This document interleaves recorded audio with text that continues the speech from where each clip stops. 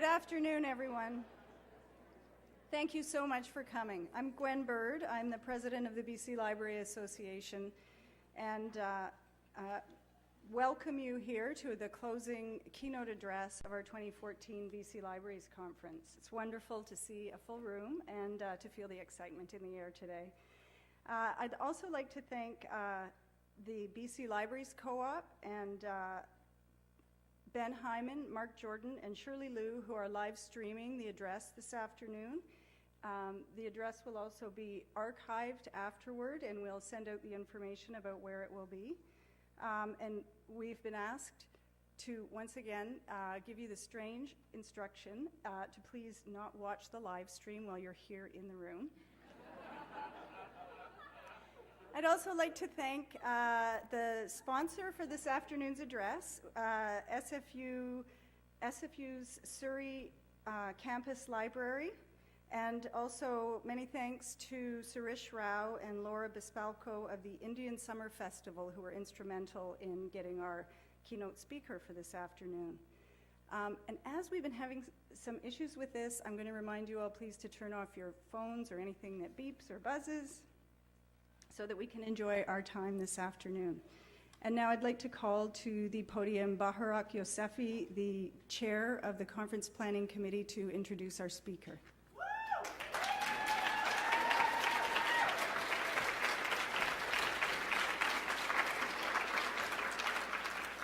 Thank you, Gwen. Whew. No big deal. I introduce Arundhati all the time. It's what I do. It's fine. Good afternoon. Our distinguished guest this afternoon is one of the great progressive thinkers of our time. Many of us came to know her work back in 1997 when she ripped our hearts out with her brilliant and devastating novel, The God of Small Things. Since then, we've followed her work as she has lent her voice to environmental and social justice causes, both in India and internationally, as well as her many works of nonfiction. Algebra of Infinite Justice, An Ordinary Person's Guide to Empire, Field Notes on Democracy, Walking with the Comrades, and the recently released Capitalism, A Ghost Story, published by Haymarket Books, just to name a few. Among Ms. Roy's many honors are the Man Booker Prize, Lennon Foundation's Cultural Freedom Award, Sydney Peace Prize, the Norman Mailer Prize for Distinguished Writing. After her now famous Come September speech, the late Howard Zinn said, "What I thought as I was sitting there is there is this mastery of detail, all expressed in the most poetic and beautiful way. The combination is so hard to achieve." Alice Walker describes meeting Arundhati for the first time as coming home. And what does coming home look like for us in this profession? Perhaps it looks like the past couple of days, coming together, forging connections, taking stock, asking tough questions. Can we continue to fight a good fight?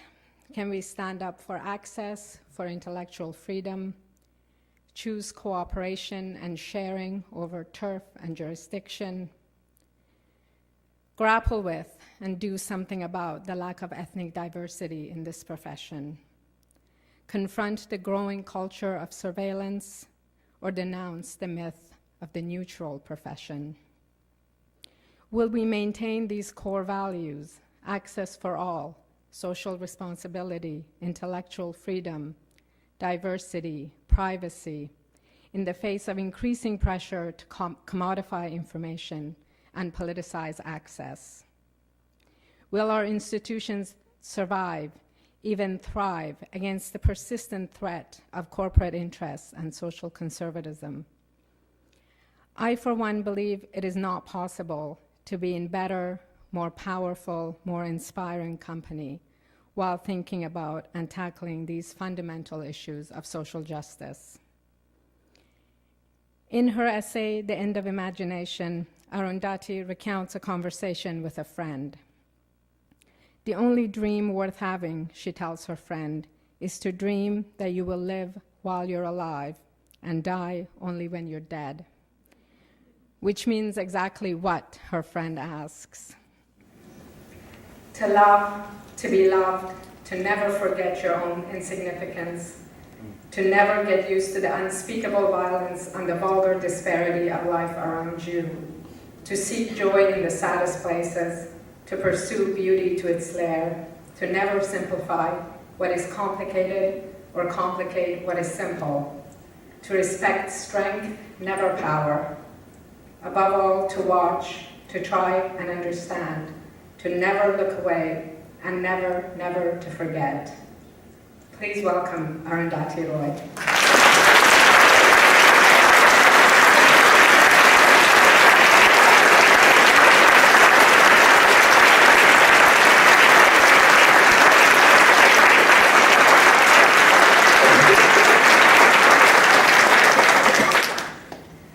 Thank you, Barak, for that lovely introduction. And hello, everybody.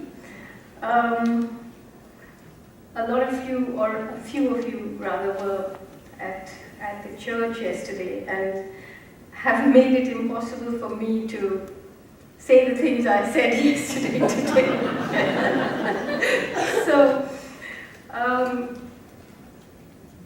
actually what I'm going to do is to just talk about being a writer, how I came to be a writer in the world today, and what kind of a writer I am.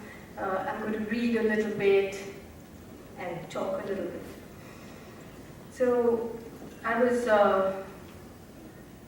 my mother comes from a very traditional, small, closed community in South India called the Syrian Christians, who believed that they were converted to Christianity at the time St. Thomas, the disciple, traveled to India after the resurrection. And she committed the cardinal sin of marrying outside the community. And she married a Hindu, a Bengali from another part of India. And worse than all of that, she divorced him very quickly. So she then returned to this very parochial, judgmental community with two children, my brother and myself. And we were always told that we didn't belong. I was always told that, no Syrian Christian boy would ever marry me, and nobody could detect the great relief in my young heart that no Syrian Christian boy would ever marry me. But my mother then moved across the state border from Kerala to another southern state called Madras. And we grew up for a while in a tiny little town called Uttakaman, where my first teacher was an Australian missionary called Miss Mitten. And I was only 5 years old, and she relentlessly would tell me that she could see Satan in my eyes. So maybe she was right, but I remember, I still have actually preserved by my mother the first coherent sentence that I ever wrote, which said, "I hate Miss Mitten and I think her knickers are torn." That was my first move into creative writing. But then we moved back to Kerala, to this little village called Imanam, where the God of Small Things is set. And it's a small village right by the river. There were no shops, there still aren't, restaurants or shops or anything that toys. We didn't have such things. But really, my formation as a reader and then a writer began because of a library. There was a system that the British Council Library had in India, where they would send these big cartons of 300 books to Imanam, and we were allowed to keep them for 3 months and read the books and send them back. And I still can't remember anything more exciting than the days when those cartons would arrive and we would start to unpack them, you know, and to read in this fevered, strange way, you know, Kipling and Shakespeare, and in this village where we were really cut off from the world in so many ways, but it was a library that opened my mind to writing, and of course, you know, when I was very young, I was very sure that I wanted to be a writer. When I was, you know, a teenager, I thought that the last thing I could ever be was a writer, because, you know, how was I going to support myself? But I'll come to that. My mother started a school in the town close by renting the premises of the Rotary Club. So every day, 4 or 5 little children between the ages of 4 and 7 would go to the Rotary Club, where the men had met the previous evening, and they had drunk, and they had, you know, thrown their cigarette stubs around, and we would clean it all up, sweep it, you know, men in India like to leave their rubbish around anyway, so we clean it up, and we had these little trestle tables, and we would, you know, that would be the school. It was a sort of sliding, folding school, and we had to fold it away after the day of teaching was done, and would go back to being this club. And that's where I basically started my education, with these library books in this sliding, folding school in this little town. In Imanam. So as I go along, I'm going to read a bit. So just so that you get a picture of what Imanam is like, I will read the first few pages that describes this.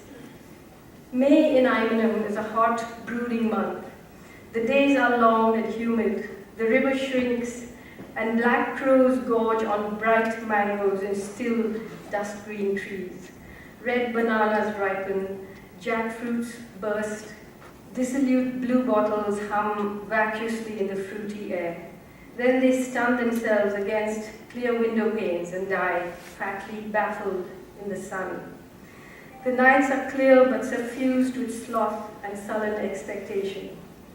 But by early June, the southwest monsoon breaks, and there are 3 months of wind and water, with short spells of sharp, glittering sunshine that thrills children snatch to play with.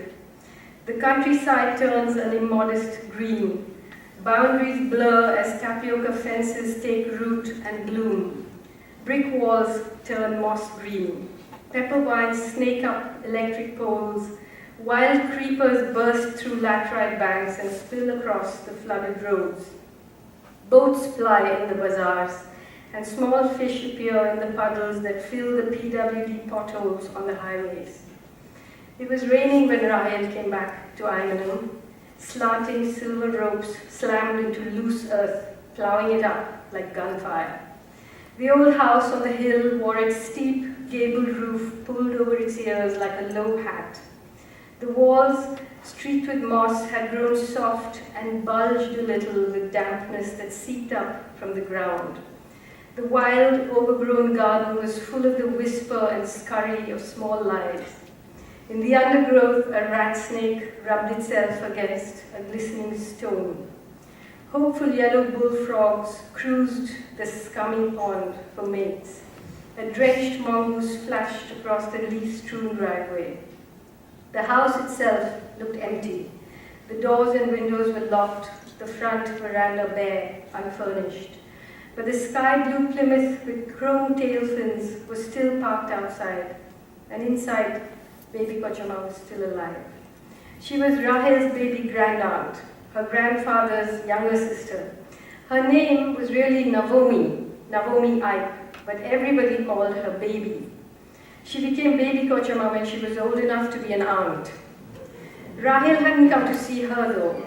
Neither niece nor baby grandaunt labored under any illusions on that account. Rahel had come to see her brother, Esther. They were two-egg twins, dizygotic, doctors call them, born from separate but simultaneously fertilized eggs. Esteban was the older by 18 minutes. They never did look much like each other, Esther and Rahel. And even when they were thin-armed children, flat-chested, worm-ridden, and Elvis Presley puffed, there was none of the usual who's who and which is which from the over-smiling relatives or the Syrian Orthodox bishops who frequently visited the Imenam house for donations.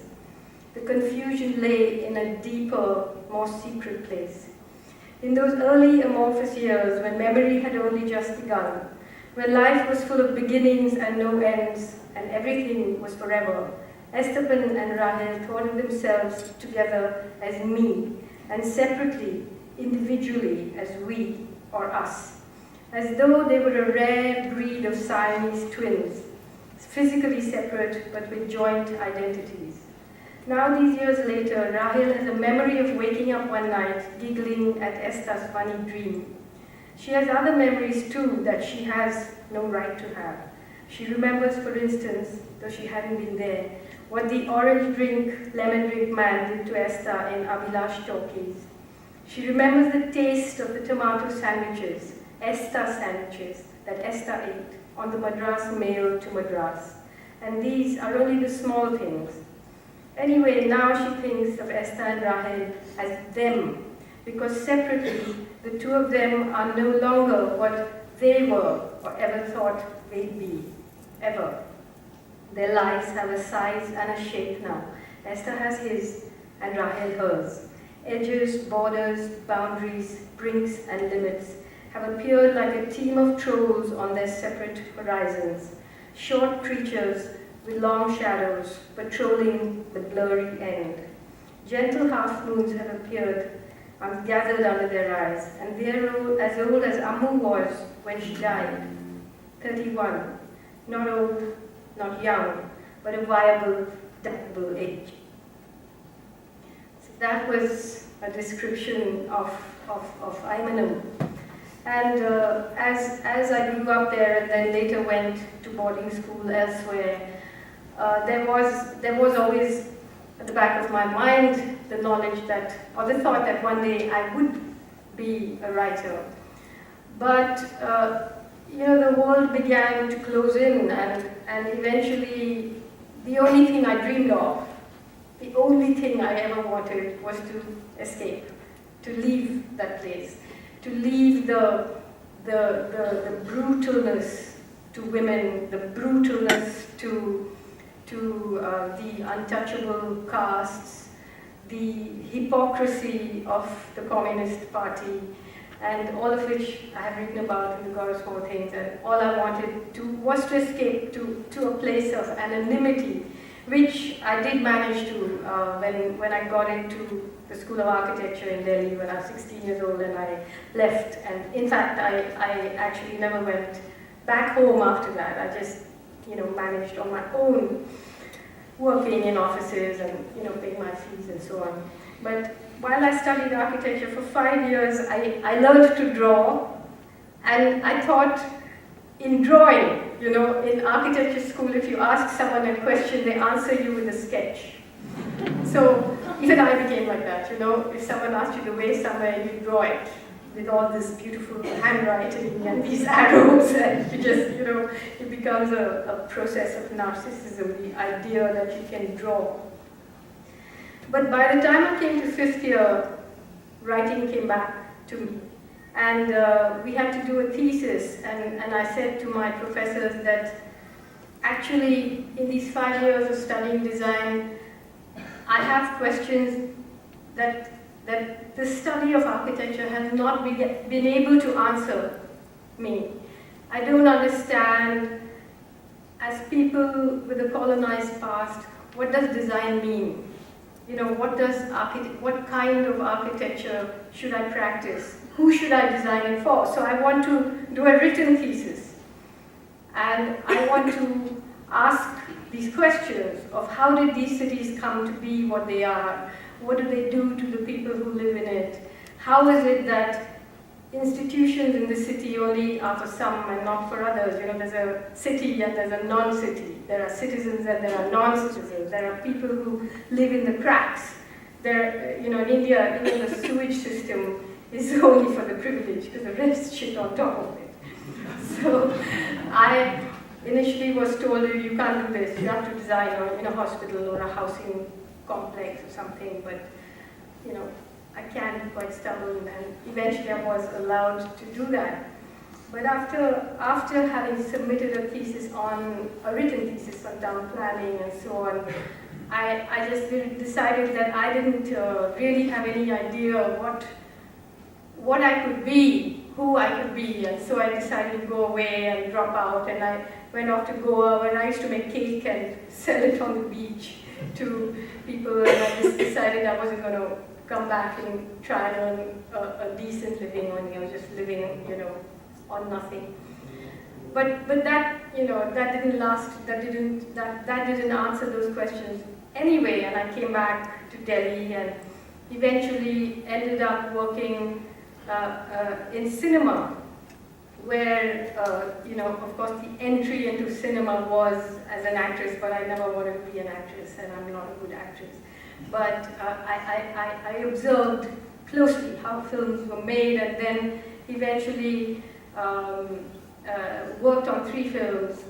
And one of the first films I wrote the screenplay for was called In Which Annie Gives It Those Ones.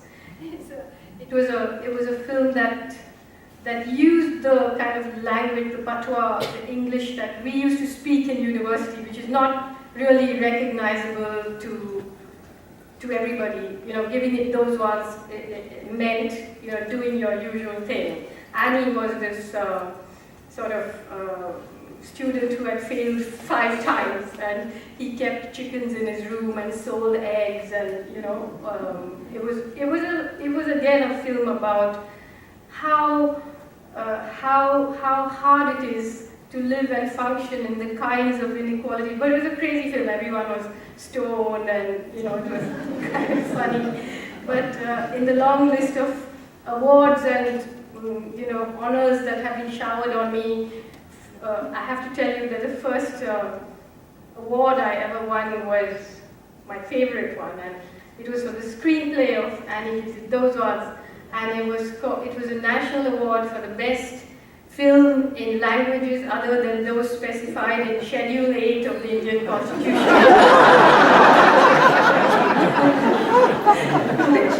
which was English.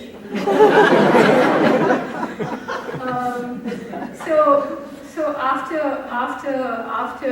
Annie Gives It Those Ones, I wrote another screenplay called Electric Moon for Channel 4, and it was Channel 4 in the UK, and it was another feature film, and it was about this kind of spurious royal family that runs this jungle lodge in a jungle in central India, where foreign tourists are coming, looking for tigers and temples and maharajas, and they're just being conned and given whatever they want, and these people are sort of inhabiting the colonial definition of India. And because it was a script that was going to be made by a foreign film company, I had to submit it to the Ministry of Information and Broadcasting, and then they returned it with censorship, and they didn't want to tell me exactly. I mean, they don't actually put down the passages that they objected to. So they just said, please remove the sentences between the sentence ending here and the sentence beginning there, because it does not show India in a proper light. So the sentences were very funny, because one of them had this French tourist who was just leaving, who sort of got this strange marigold garland, and she garlands the manager back of the jungle lodge, and she says, in India, this is the first time I'm not sick, because in Jaipur I had vomiting for 3 days, and in Banaras I had diarrhea, but here I had a real holiday. you cannot sort of show all this, vomiting. And then the other part they objected to was where another French tourist arrives, and he dips his samosa in this very bright green chutney, and he says, in India, every day my shit is a different color. Not allowed. But what we did was to just like agree to every form of censorship and then shoot the film exactly the way we wanted, because we were sure that the bureaucracy would not entail, you know, cross-checking and so on. Subversion is sometimes better than confrontation. You know? Anyway, after writing these screenplays that I decided that I wanted to write. I worked in cinema, and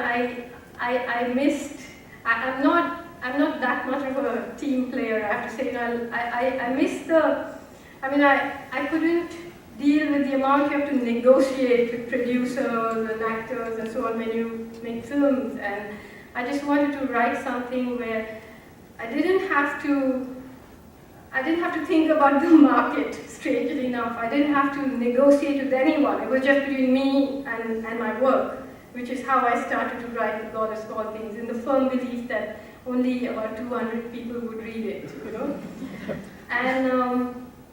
And so it took me many, many years of writing it, more or less secretly, you know, not admitting to the fact that I was doing this. And by the time I finished, I really had no idea what I had done or whether anybody would be able to understand it, because I've been living with it alone for so long.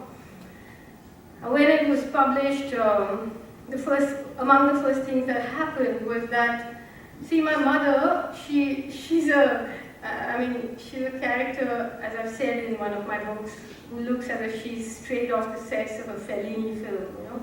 So she's a woman who's a pretty extraordinary person, who actually runs a school in this very, very conventional place, and then she challenged the Syrian Christian inheritance law, which says that a woman can inherit 1/4 of her father's property, or 5,000 rupees, which is about $100, whichever is less. And she fought this long case, and the law was changed with retrospective effect to give women equal inheritance. And that made many people in the community very, very hostile towards her. And towards me, because A, I was a daughter, but because I kind of disappeared and I wasn't submitting myself to the sorrow of not having a Syrian Christian husband, all of that. So there was this antagonism towards us. And when The God of Small Things came out, the Communist Party was very angry, because the book basically shows how the communists in India have been unable to deal with the issue of caste, you know, and how they are themselves very casteist. And the end, of course, the last chapter in the book is about a physical lovemaking between an untouchable and a Syrian Christian woman, which was just outrageous for them. So the first thing that happened was that 5 lawyers got together and filed a criminal case against me for corrupting public morality. And I was summoned to this small court where the idea was that people would gather and I would be humiliated by, you know, people reading out from the book, and, you know, they just photocopied the last few pages, and that was it. It was a criminal case. So I then had to file. It went on for 10 years, this case, but I had to file in the High Court asking for it to be quashed. And I wanted to tell the lawyer, can you just say, at least could the case be for further corrupting public morality? Because it's not like public morality was pure until it came along.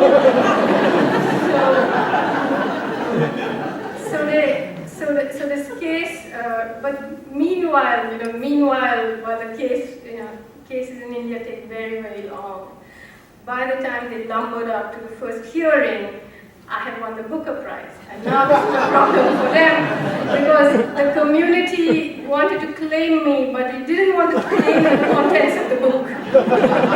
So now what was to be done? In fact, the chief minister was a Communist Party person, had sent my mother a telegram of congratulations and then withdrawn it. Then finally we all appeared in court, the prosecution was ready, the defense was ready, everybody was ready in court, the judge came out and he said, every time this case comes before me, I get chest pains.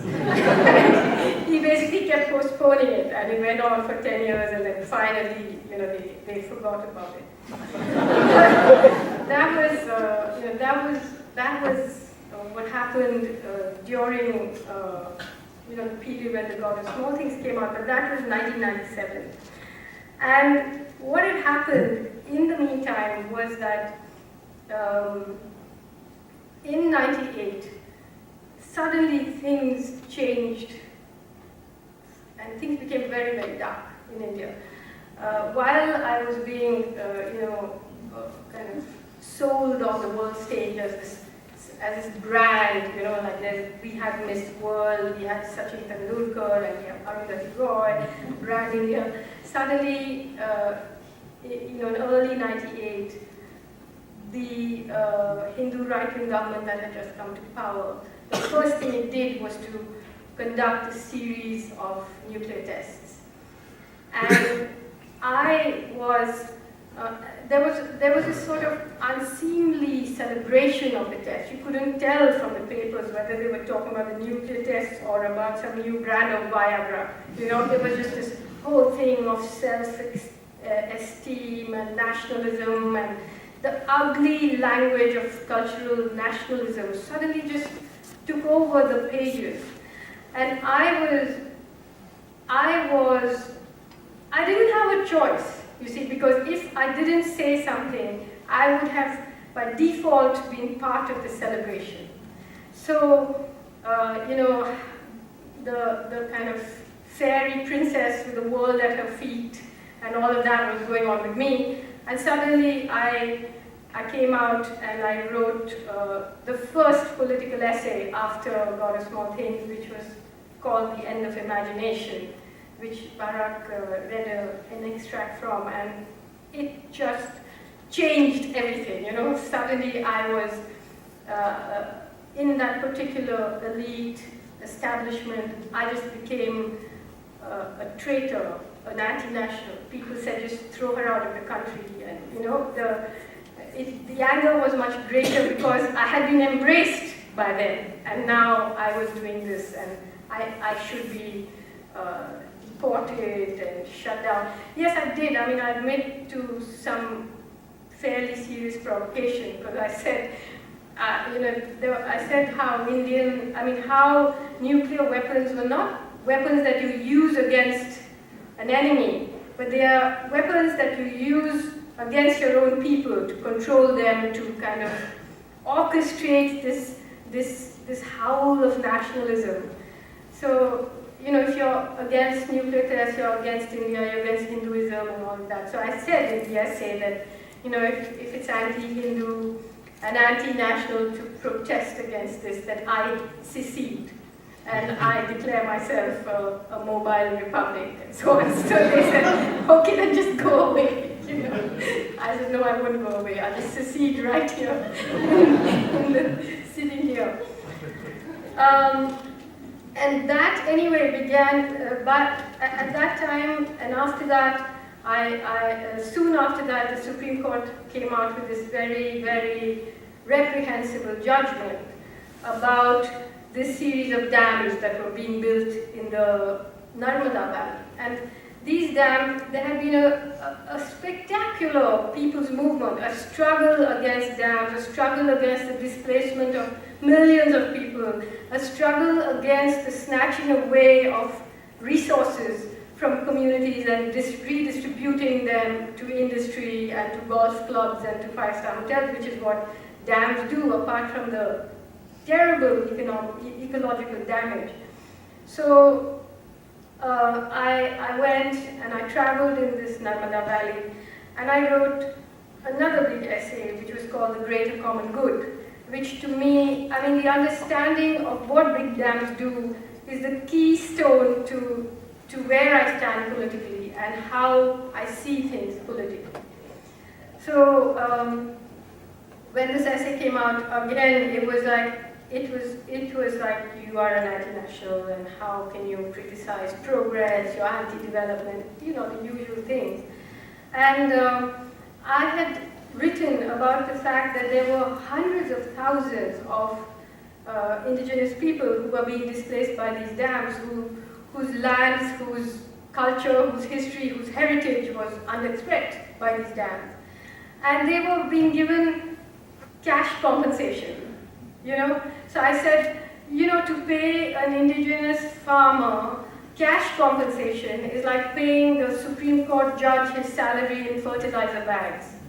So the Supreme Court then hauled me up for contempt of court, you know, and there were a series of protests, not because of me, but because of the Supreme Court judgment, and the protesters from the valley then ended up outside the gates of the Supreme Court, and again, there was this, you know, 5 lawyers, always 5 lawyers appear from somewhere, and they had threatened, they said that I had threatened them, and I tried to kill them, and so on, with my dupatta, strangle them. So I was summoned again by the court, and you know, I said, how can you, I mean, even the police are not accepting this rubbish, and the Supreme Court of India doesn't it have anything better to do than to summon me that on this, and they said, no, you apologize for this attitude of yours. I said, I won't. So while they were discussing this contempt of court, they used to do this, you know, the judges, the brother judges, they used to throw my book from one judge to the next, and they would refer to me as that woman.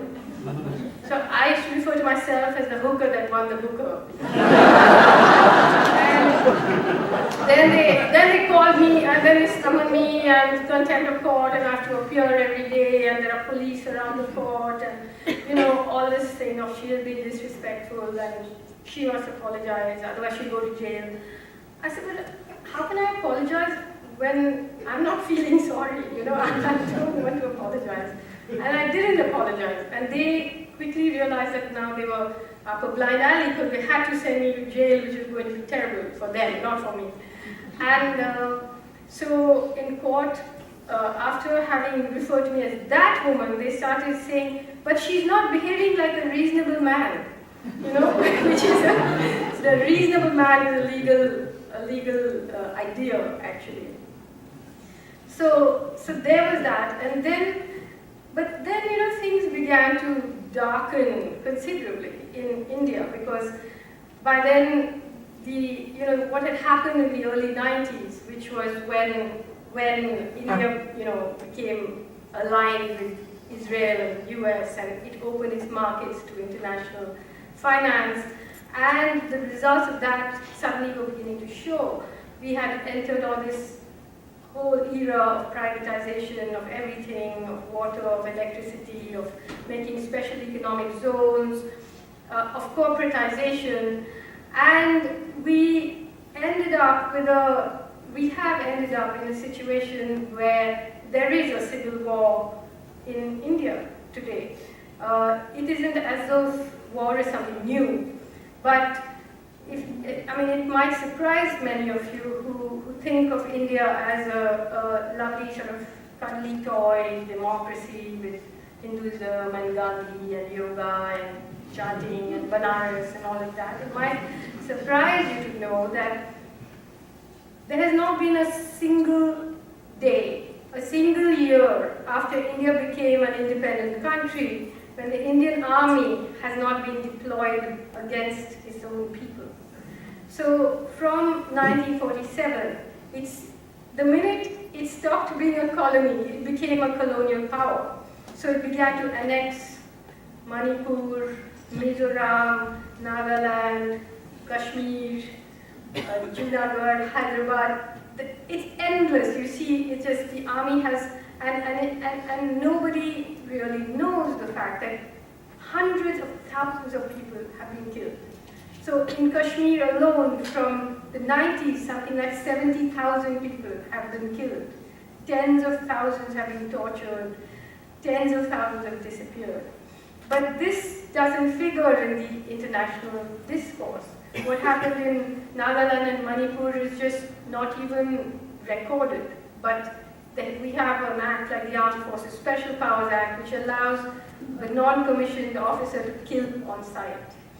And all these wars that are happening, in the early 90s, what happened was that when the markets were open, also simultaneously the lock of this old disputed mosque called the Babri Masjid was opened because Hindus claimed that their god Ram was born there. And this unleashed a kind of ugly nationalism, a kind of fascism actually, because it's not a kind of, let me say this, that the organization called the RSS, the Rashtriya Swayamsevak Sangh, which has 40,000 cells and hundreds of thousands of volunteers, openly worships Hitler, openly says that Muslims are the Jews of Germany. And today, the man who is the front runner to be the Prime Minister is a member of that organization, Narendra Modi. So simultaneously, two things began to happen. You had this economic totalitarianism where corporatization was going back to a kind of feudalism, where people in their millions were being pushed off their lands and pushed into the slums and into, being construction labor, almost like chain gangs in cities. And on the other hand, you had the rise of Hindu nationalism, which, like in 2002, there was a pogrom against Muslims in Gujarat, when Narendra Modi was the chief minister, and women were gang raped and burnt alive on the city streets. People were lynched to death. More than 1,000 people lost their lives. 100,000 were displaced from their homes. And a lot of it was on TV. And you had these mobs rampaging through the streets. And you had this chief minister just presiding over it. You had police watching, participating. People had lists of Muslim shops, Muslim homes, all of which were burnt down. A Muslim member of the Legislative Assembly, he was a communist actually, and had the temerity to stand against Modi in the local elections. His house, a lot of Muslims gathered in his house hoping that they would be protected because, he was a man who was known. And a mob of 20,000 gathered around that house. Ehsan Jafri was his name. He was a poet, a communist trade union leader. He made 200 phone calls from Modi to the Prime Minister down. The police vans arrived, watched the situation build up and left. The mob, Ehsan Jafri finally came down to tell the mob, look, do what you like with me, but please don't harm the women. He was held up, his arms were cut off, he was dragged around his own compound and burnt alive. The women were all taken down, gang raped and killed. The only survivor is his 80-year-old widow, who continues to try and fight for justice and is mocked on TV all the time. And this is the man who, in a few months, you will probably hear is going to be the Prime Minister of this great Indian democracy. On the other hand, you have these millions of people who are being displaced by development projects now coalescing into a range of militant resistance movements, from the armed Maoist guerrillas in the forests of central India who are resisting the mining operations where rivers, mountains, lands have been given over to mining. And you have militant unarmed groups outside the forest, a range, a sort of diversity of movements who are fighting this resistance. And they are all being called, whether they are Maoists or not, they are all being called Maoists. The prisons are overflowing. There are thousands of indigenous people and villagers in jail, all of them charged with sedition. People like myself are often called Maoists. I went into the forest, I spent weeks with the guerrillas and came out and wrote about it. And so there is this, she's an anti-national because of that.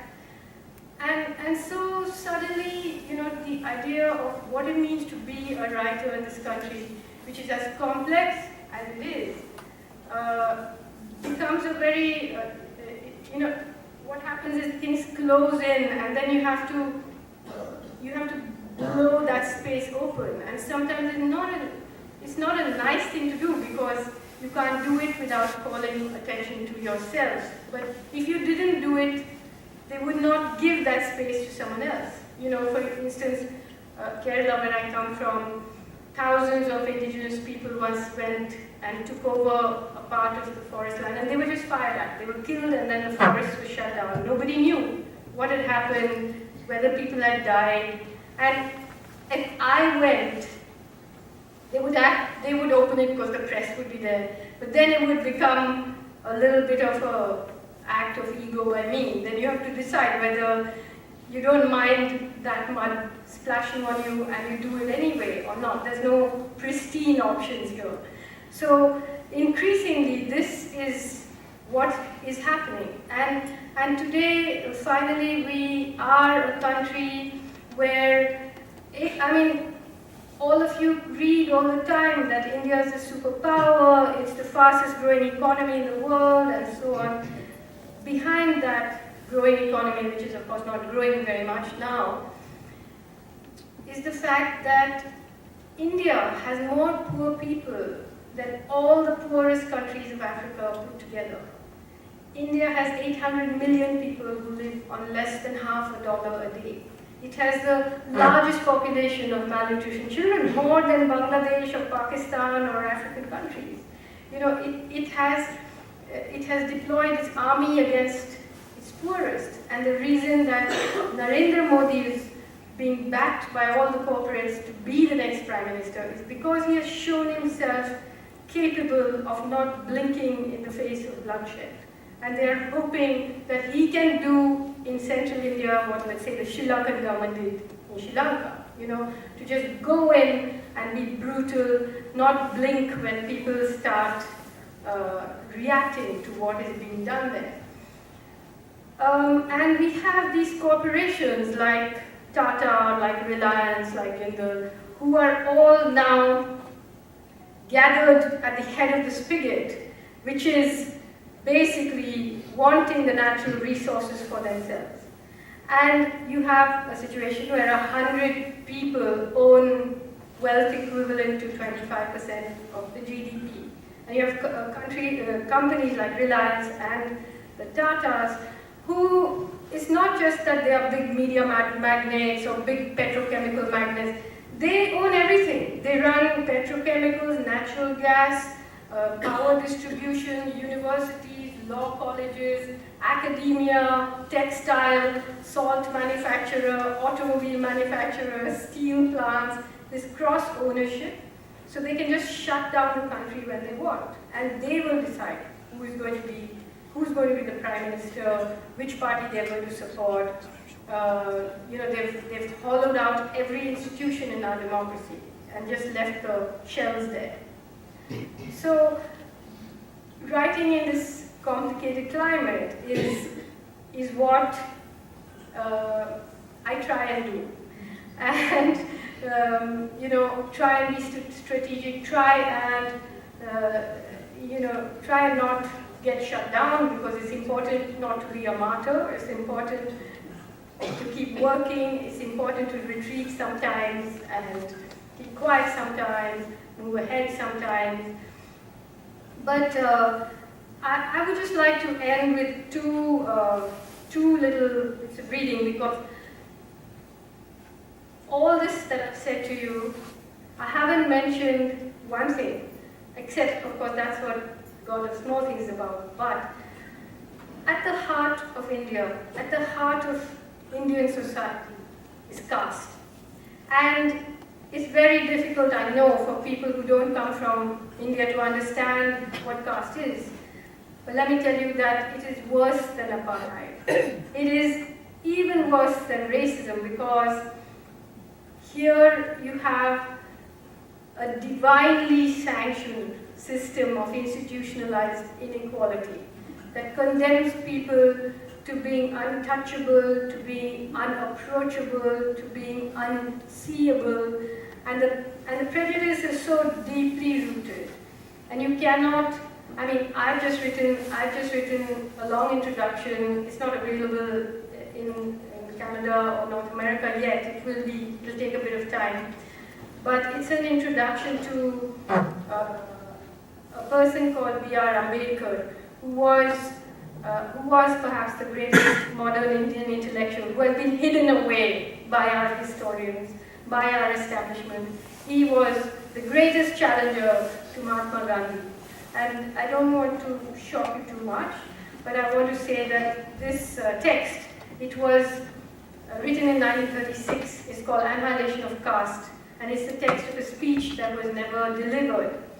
And Ambedkar and Gandhi replied to Ambedkar, and this book, it contains that Ambedkar-Gandhi debate. And when I started to go back and read Gandhi's own writings on caste and on race, I came to the conclusion that he was shockingly, he believed in caste, he said that it was the genius of Hindu civilization. But then I went back to what he said about black people in Africa, about indentured labor, about women, about workers, about Dalits. And I haven't actually used my own words to describe it because I was too scared. I merely produced the things he said. And it is so dismaying. And you have to wonder what it is that allows a nation to make, or allows the world to make a man like this, put a man like this at the center of our moral coordinates. But I think we'll have to be rewriting the ways we look at the world. I mean, Martin Luther King and Nelson Mandela used to admire Gandhi. Maybe they didn't know how much he despised black people. But I'm not saying this, he's saying it. They are in his words. But I'll just read to you a little bit of the beginning of this introduction, and then I'll end after this. So, Annihilation of Caste is the nearly 80-year-old text of a speech that was never delivered. When I first read it, I felt as though somebody had walked into a dim room and opened the windows. Reading Dr. Bhimrao Ramji Ambedkar bridges the gap between what most Indians are schooled to believe in and the reality we experience every day of our lives. My father was a Hindu, a Brahmo. I never met him until I was an adult. I grew up with my mother in a Syrian Christian family in Imanam, a small village in communist-ruled Kerala. And yet, all around me were the fissures and cracks of caste. Imanam had its own separate Pariah church, where Pariah priests preached to an untouchable congregation. Caste was implied in people's names, in the way people referred to each other, in the work they did, in the clothes they wore, in the marriages that were arranged, and in the language we spoke. Even so, I never encountered the notion of caste in a single school textbook. Reading Ambedkar alerted me to a great gaping hole in our pedagogical universe.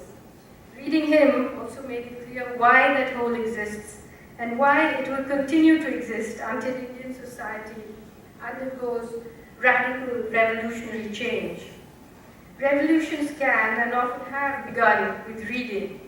If you heard of Malala Yousafzai, but not of Surekha Bhotmage, then do read Ambedkar. Malala was only 15 but had already committed several crimes. She was a girl. She lived in the Swat Valley in Pakistan. She was a BBC blogger. She was in a New York Times video, and she went to school. Malala wanted to be a doctor. Her father wanted her to be a politician. She was a brave child. She and her father didn't take heed when the Taliban declared that schools were not meant for girls and threatened to kill her if she didn't stop speaking out against them. On the 9th of October 2012, a gunman took her off her school bus and put a bullet through her head. Malala was flown to England where, after receiving the best possible medical care, she survived. It was a miracle. The US President and the Secretary of State sent messages of support and solidarity. Madonna dedicated a song to her. Angelina Jolie wrote an article about her. Malala was nominated for the Nobel Peace Prize. She was on the cover of Time. Within days of the attempted assassination, Gordon Brown, former British Prime Minister and the UN Special Envoy for Global Education, launched an I Am Malala petition that called on the government of Pakistan to deliver education to every girl child. The US drone strikes in Pakistan continue with their feminist mission to take out misogynist Islamist terrorists. Surekha Bhotmange was 40 years old and had committed several crimes too. She was a woman, an untouchable Dalit woman who lived in India, and she wasn't dirt poor. She was more educated than her husband, so she functioned as the head of her family. Dr. Ambedkar was her hero. Like him, her family had renounced Hinduism and converted to Buddhism. Surekha's children were educated. Her two sons, Sudhir and Roshan, had been to college. Her daughter Priyanka was 17 and finishing high school. Surekha and her husband had bought a little plot of land in the village of Khairlanji in the state of Maharashtra. It was surrounded by farms belonging to castes that consider themselves superior to the Mahar caste that Surekha belonged to. Because she was a Dalit and had no right to aspire to a good life, the village panchayat did not permit her to get an electricity connection or turn her thatched mud hut into a brick house. The villagers would not allow her family to irrigate their fields with water from the canal or draw water from the public well. They tried to build a public road through her land, and when she protested, they drove their bullock carts through her fields and let their cattle loose to feed on her standing crop. Still, Surekha didn't back down. She complained to the police, who paid no attention to her. Over the months, the tension in the village built to fever pitch. As a warning to her, the villagers attacked a relative of hers and left him for dead. She filed another police complaint. This time, the police made some arrests, but the accused were released on bail almost immediately. At about 6 in the evening of the day they were released, on the 29th of September 2006, 70 incensed villagers, men and women, arrived in tractors and surrounded the Bhotmange's house. Her husband, Bhaiyalal, who was out in the fields, heard the noise and ran home. He hid behind a bush and watched the mob attack his family. He ran to Dusala, the nearest town, through a relative managed to call the police. You need contacts to get the police to even pick up the phone. They never came. The mob dragged Surekha, Priyanka, and the two boys, one of them partially blind, out of the house. The boys were ordered to rape their mother and sister.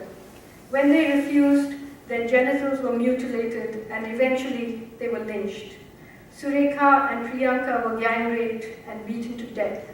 The 4 bodies were dumped in a nearby canal where they were found the next day. At first, the press reported it as a morality murder, suggesting that the villagers were upset because Surekha was having an affair with a relative, the man who had been previously assaulted. But finally, mass protests made the police file a case. But eventually the judge, he sentenced them to death, but he just said that it had nothing to do with caste. And as we know, in India what happens is the lower court will sentence you to death, and by the time it comes to the Supreme Court, you will be acquitted, especially for caste crimes. Surekha Bhotmange and her children lived in a market-friendly democracy, so there were no I am Surekha petitions from the United Nations to the Indian government, nor any fiats or messages of outrage from heads of state, which was just as well, because we don't want daisy cutters dropped on us just because we practice caste. To the untouchables, Ambedkar said, with the sort of nerve that present-day intellectuals in India find hard to summon, Hinduism is a veritable chamber of horrors. According to the National Crimes Records Bureau, a crime is committed against a Dalit by a non-Dalit every 16 minutes. Every day, more than 4 untouchable women are raped by touchable men. Every week, 13 Dalits are murdered and 6 are kidnapped. In 2012 alone, the year of the Delhi gang rape and murder, 1,574 Dalit women were raped, and the rule of thumb is only 10% are reported. You know, in 1919, at the height of what is known as the Red Summer in the United States, 175 black people were lynched. In 2012, 51 Dalits were murdered in India. And that's just the rape and butchery, not the stripping and parading naked, the forced shit-eating, literally, the seizing of land, the social boycotts, the restriction of access to drinking water. These statistics wouldn't include, say, Bantjes of the Punjab, a Mazhabi Dalit Sikh, who in 2005 had both his arms and a leg cleaved off for daring to file a case against the men who gang raped his daughter. There are no separate statistics for triple amputees. If the fundamental rights are opposed by the community, Ambedkar said, no law, no parliament, no judiciary can guarantee them in the real sense of the word. What is the use of fundamental rights to the Negro in America, to the Jews in Germany, and to the untouchables of India? There is no method found for punishing the multitude. So this is a very frightening and actually not as complicated as it might appear to you situation in India regarding caste. And in this introduction, there are statistics about how caste plays out in India today and how it has by no means gone away, but it has been entrenched and modernized by our democracy. So I just want to end this. I should end it by reading from my new novel, but I won't. I'll just end it with a reading from The God of Small Things. In a purely practical sense, it would probably be correct to say that it all began when Sophie Moore came to Imanum. Perhaps it's true that things can change in a day, that a few dozen hours can affect the outcome of whole lifetimes, and that when they do, those few dozen hours, like the salvaged remains of a burned house, the charred clock, the singed photograph, the scorched furniture, must be resurrected from the ruins and examined, preserved, accounted for. Little events, ordinary things, smashed and reconstituted, imbued with new meaning. Suddenly they become the bleached bones of a story. Still, to say that it all began when Sophie Moore came to Imanum is only one way of looking at it. Equally, it could be argued that it actually began thousands of years ago, long before the Marxists came, before the British took Malabar, before the Dutch ascendancy, before Vasco da Gama arrived, before the Zamorin's conquest of Calicut, before 3 purple-robed Syrian bishops murdered by the Portuguese were found floating in the sea, with coiled sea serpents riding on their chests and oysters knotted in their tangled beards.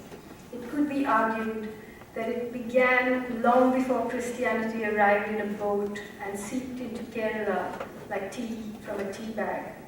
That it really began in the days when the laws were made, the laws that lay down who should be loved and how much. Thank you.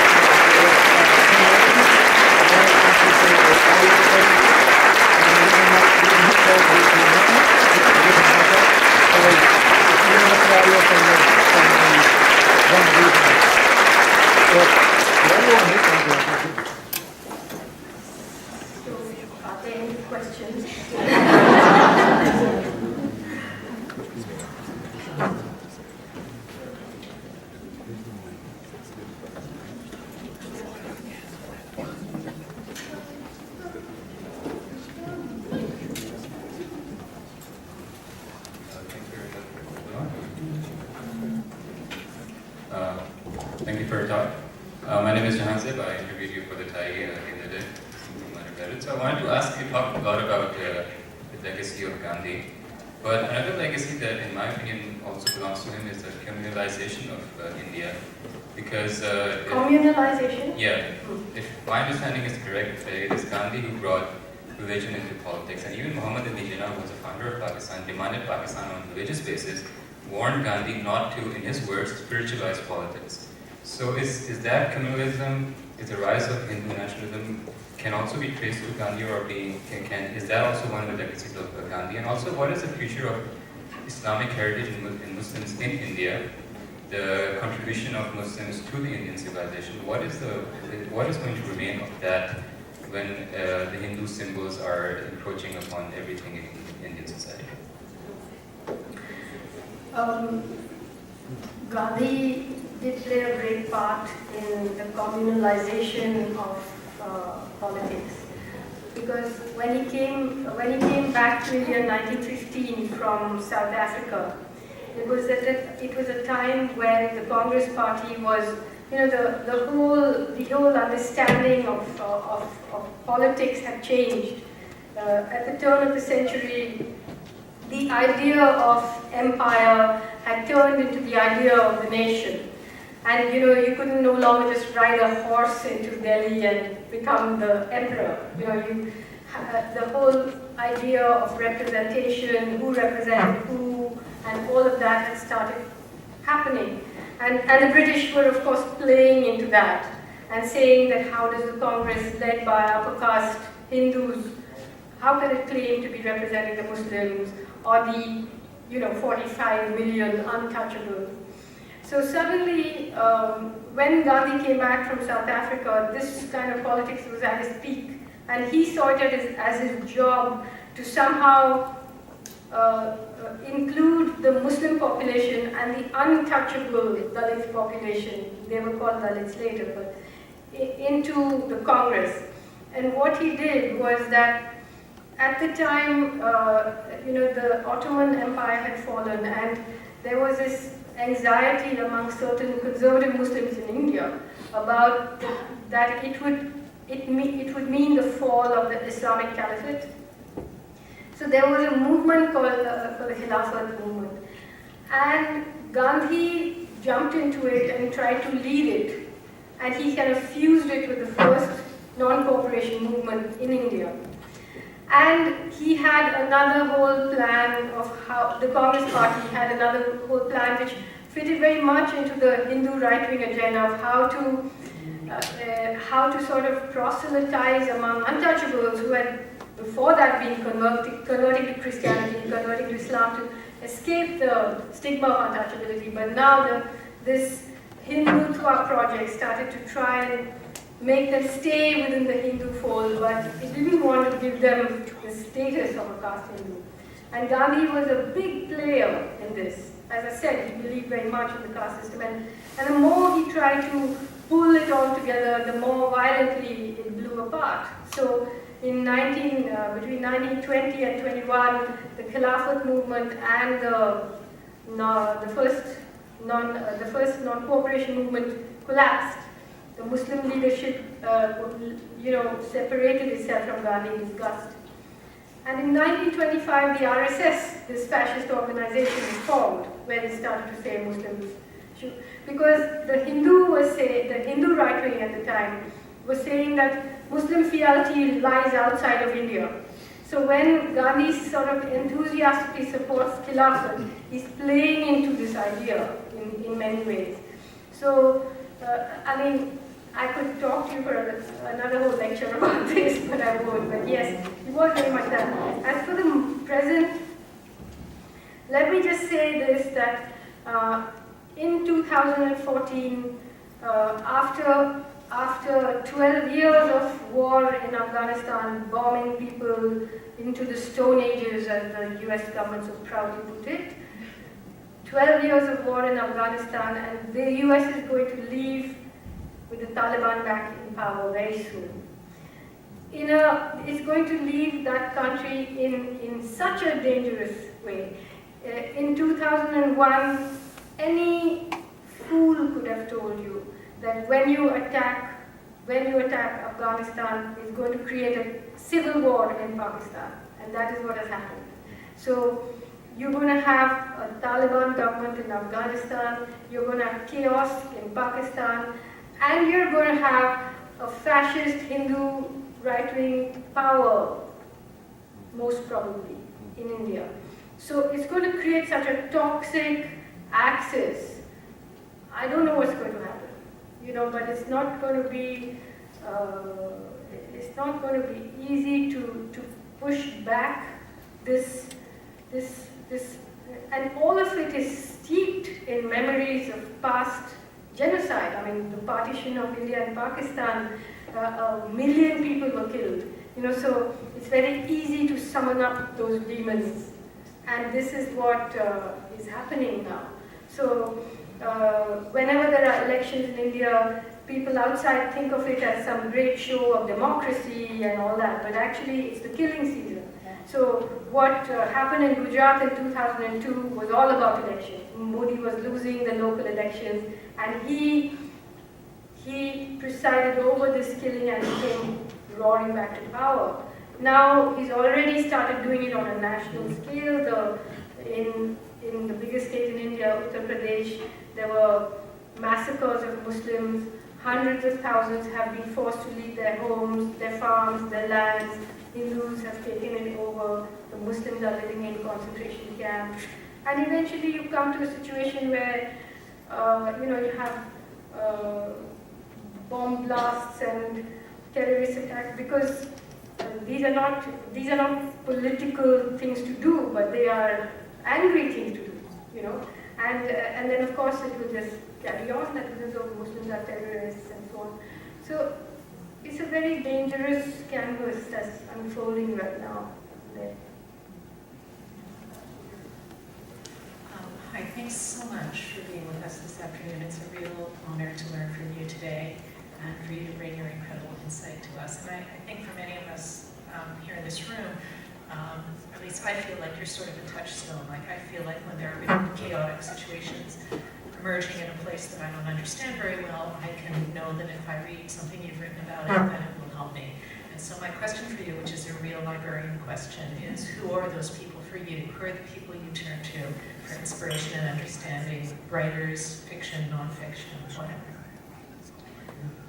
Well, those people, there are many people, they're not all of them writers, but there are writers like Eduardo Galeano, there are people like Noam Chomsky, there are writers, there were writers anyway, like Toni Morrison, and, but you know, I think in the political writing, all of us are in many ways on our own, because the situations that are unfolding are new. You know, there are new ways in which global capital is pushing its way in.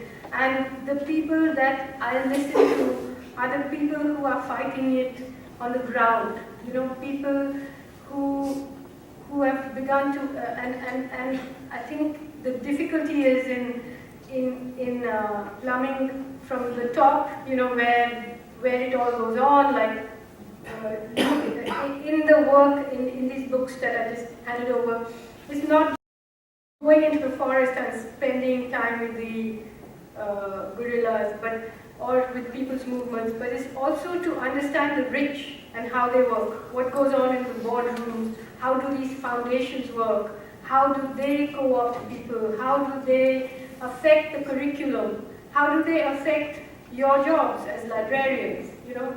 How do they slowly seduce people away from thinking about the world in any real way, but in, you know, how do they seal off our imaginations and make us feel free in a prison cell, you know?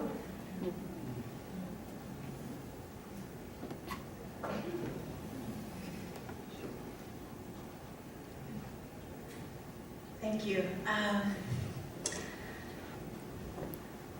I wonder if you could talk a little bit about the real courage to see inspiration in this stage that we're living, because for all of us, for those of us who have been displaced, who have experienced war, who know what it's like to lose a loved one, to see, you know, a loved one be killed, there's there's two things that happen. One is, you either get completely paralyzed by the horror, and the other thing, I think, you completely become fearless in the moment and open to new possibilities. So I wonder if you could talk about that, because I think if we are to survive, we need to embrace that sense of collective possibilities that we create, where we are facing our realities, yet being grounded and able to imagine a new,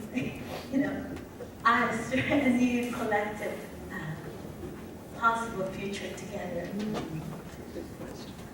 I think that idea of the collective, in a metaphoric sense and even in a legal sense, is something that capitalism really fears. And that is the idea that it seeks to erode. So that is the idea that we have to keep alive, And how do we do it? Because we have to, I think especially people on the left have to understand that it doesn't mean that everybody has to be the same, that everybody has to agree about everything. What it means is that you have to, what ends up happening is that people begin to hate each other more than they hate what they are up against. And that's very much part of the project, dividing people up. And how do we remain a flexible but not a brittle collective? I don't have any, I don't have any formula or answers to that. It's just a question of practice. It's a question of how you. If I speak from my experience, what do writers do? They try to hone an individual voice, an individual language, and then to do that and then deploy it from the heart of a crowd. That's what I try and do, But so it's a delicate act, where you're not trying to pretend to be the crowd. You're not trying to write on behalf of someone else. You're not trying to usurp someone else's space, but you are placing yourself in the crowd as one of them. And yet, the art you cannot ever leave alone. You can't say that, I sound like anybody else. No, that much conceit I keep. Like, no, I don't want to sound like anybody else, but I want to deploy it from the heart of the crowd.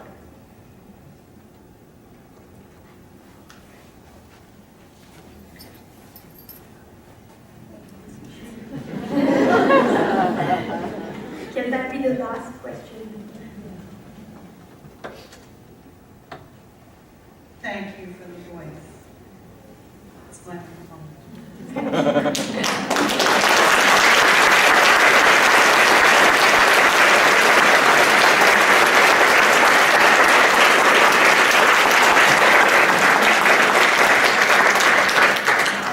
On behalf of all of us at the BC Library Association, thank you so much. Our theme for the conference this year was Hello World. We realized that we talk a little too much just to ourselves sometimes, and have absolutely delivered the kind of inspiration and larger world for all of us that we were hoping for. We've made a donation to Open Media as a gift to you, and this is a token of our appreciation. Thank you so much. Thank you.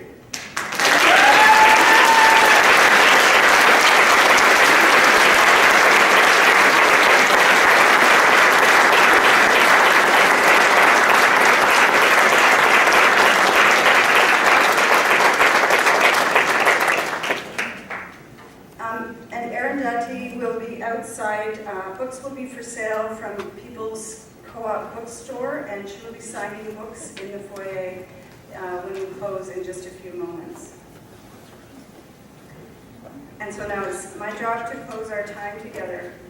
It has been one of my goals as president of the BC Library Association this year to explore the association as a place where we can push beyond our comfort zones to use BCLA as a site of professional and personal growth. It's not always possible to extend ourselves so fully within our own workplaces, to really reach out and test new ideas, to nudge our own boundaries outward in the exciting and frightening way that's necessary for real change to happen. But I believe that BCLA can and should provide that space for all members. In addition to the magic of community building and networking that happen here, we want this association to be that safe and neutral territory for professional exploration and development. Over the past 3 days, we've heard 3 remarkable keynotes, along with countless sessions where colleagues have shared their work, ideas, and aspirations. And so now I'd like to thank the members of the Conference Planning Committee. There are a few too many to name individually. You heard their names on Monday evening, but they are listed in the program. In this necessary activity of stretching ourselves for growth and not shying away from change, you, members of the committee, have done outstanding work for us this year. You changed it up for us. We tried a new time of year, a new site. We live streamed keynotes for the first time, and you very thoughtfully curated a number of sessions that brought the outside world to us and allowed us to engage with the world. From my conversations with delegates and from the feeling in the air, I would say that people have liked it. So would the members of the Conference Planning Committee please stand?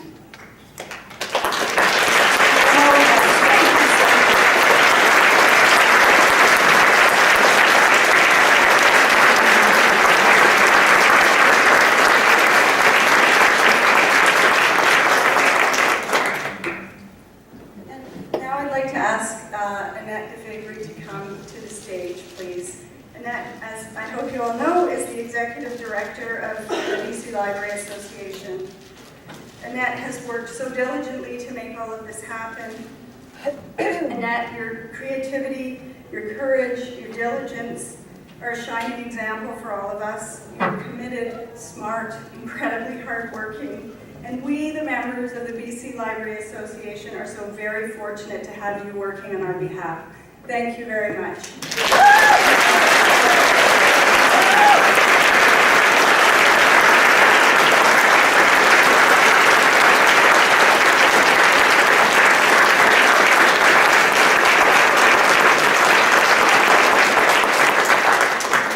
Members, please be sure to join us at our annual general meeting, the evening of Friday, May 2nd. It's a standalone event this year. We've got an exciting speaker coming, and you'll hear about that on our shiny new website, and on the email. We'll be at Vancouver Community College. It will have the usual business of the association, resolutions, and an announcement of an exciting slate of incoming new board members. May 2nd. And for 2015, the BC Library Conference will be returning to Richmond at the Sheraton Vancouver Airport Hotel, April 29th to May 3rd. I hope to see you all there. Thank you.